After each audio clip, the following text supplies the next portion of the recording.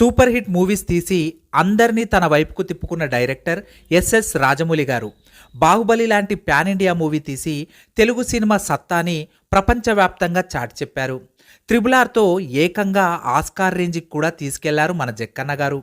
మరి మీకు ఈ విషయం తెలుసా? రాజమౌళి గారు చైల్డ్ ఆర్టిస్ట్గా ఒక మూవీలో చేశారు. నిజానికి ఈ విషయం ఎవ్వరికీ తెలియదు. ఎందుకంటే అసలు ఈ మూవీ రిలీజ్ కానే కాలేదు. అందుకనే రాజమౌళి గారు కూడా ఈ మూవీ గురించి ఎక్కడా ప్రస్తావించలేదు. మరి ఈ సినిమాని నిర్మించింది ఎవరో కాదు, రాజమౌళి గారి ఫాదర్ విజేంద్ర ప్రసాద్ గారు. ఈ మూవీని డైరెక్షన్ చేసింది మాత్రం రాజమౌళి గారి బాబాయ్ అయిన శివశక్తి దత్తా గారు.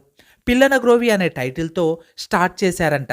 సినిమా ఆల్మోస్ట్ కంప్లీట్ చేసే టైంకి బడ్జెట్ ఇబ్బందుల వల్ల సినిమాని ఆపేయడం జరిగిందంట. సో సినిమా రిలీజ్ కాకపోవడం వల్ల రాజమౌళి గారు మొదట బాలనటుడిగా చేసిన క్రెడిట్ బయటికి రాలేదు.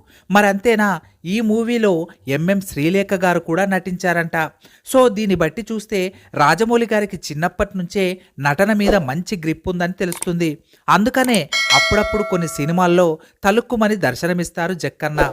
తరువాత మెల్లగా దర్శకత్వంతో తన టాలెంట్ చూపించి కాల్ షీట్స్ ఖాళీ లేకుండా ఫుల్ బిజీగా సినిమాలు చేస్తున్నారు రాజమౌళి గారు.